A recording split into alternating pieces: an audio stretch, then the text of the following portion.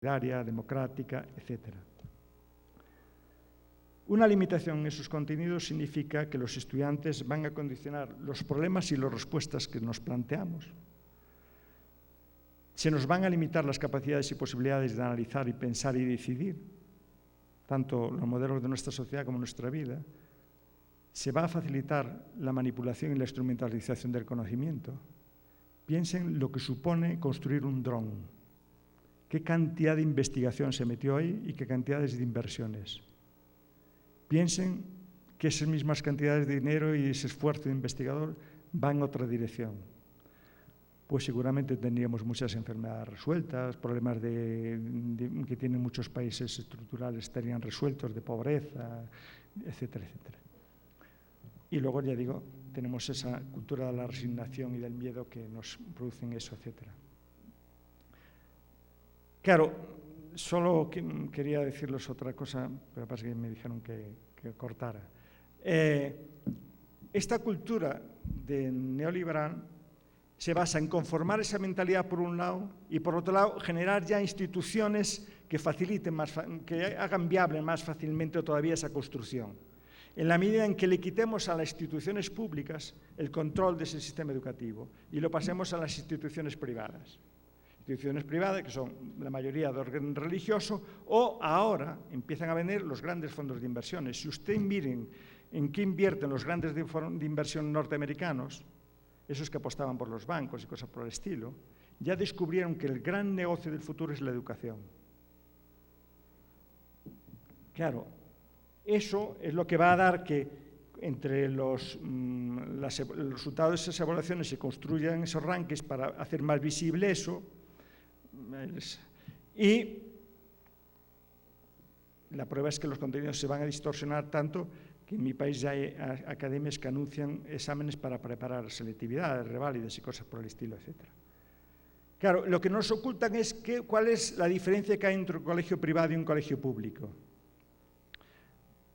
Yo esto sí que quiero que se fijen un poco en eso.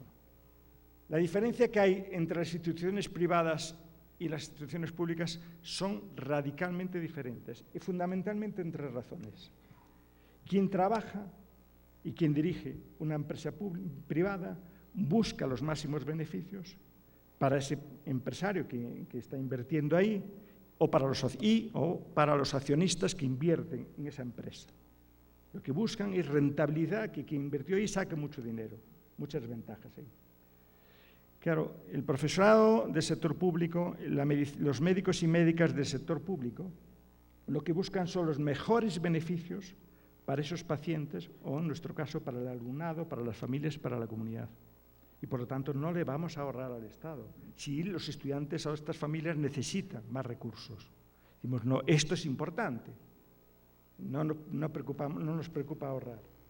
La segunda característica es que las empresas privadas y los colegios privados eligen a las personas que precisan de menos ayuda. Busquen en mi país, en los colegios privados, que están creciendo, entre paréntesis, tenemos más de un 30% ya que es concertado o privado. Y la estadística miente, porque hace que la cifra no sea tan escandalosa, pues las comunidades más deprimidas económicamente y el entorno rural, donde no hay colegios privados, y entonces balancean la media. Si miran en las ciudades, en Madrid están al 50%, en Barcelona más y en el País Vasco más del 50%. Somos el segundo país de Europa en enseñanza concertada, es una barbaridad. Finlandia tiene el 2,5% de centros privados y concertados en la enseñanza obligatoria. Ustedes, según la OCDE, tienen el 10%, o así una cosa. Claro, como quieren tener más beneficios, busquen a personas con discapacidades, a personas pobres de etnia gitana, a inmigrantes pobres. ¿Cuántos están en los colegios concertados y privados? No hay. Todos están en la pública. Claro, porque así rentabilizan menos, tienen que invertir menos. Los colegios públicos, al revés, son los que atienden a todas las poblaciones y se preocupan, además, más de los más desfavorecidos social, económica, cultural, intelectual, afectivo o físicamente. Las empresas privadas son jerárquicas y verticales.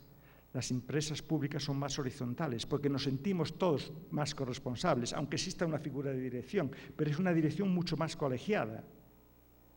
No es una organización vertical, etc.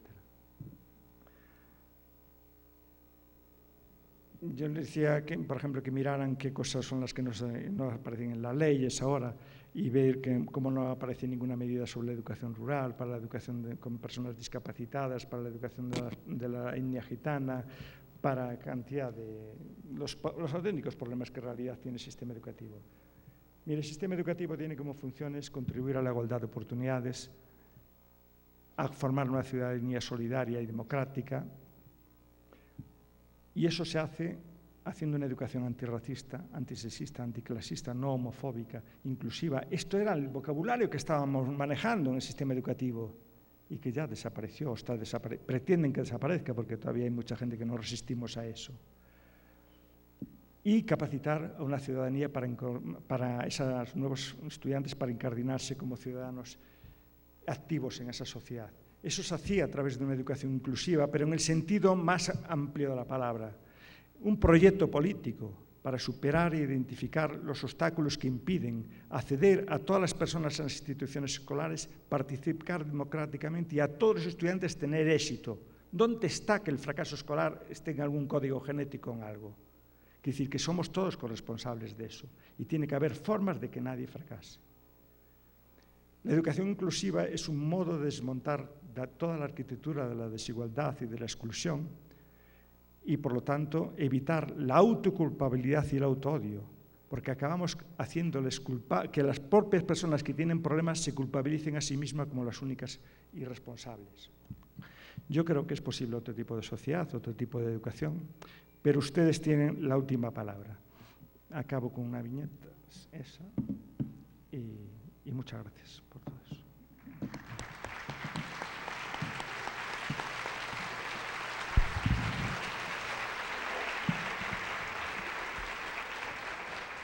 Bien, por cuestiones de tiempo omitiremos esta parte de preguntas y respuestas. Sin embargo, el doctor seguramente podrá atender algunas de sus inquietudes de manera directa aquí en los espacios alrededor del teatro. Mientras tanto, le pedimos a la doctora María Elsa Eugenia Carrasco haga entrega, por favor, de un reconocimiento y un obsequio al doctor Jorge Torres por su brillante participación.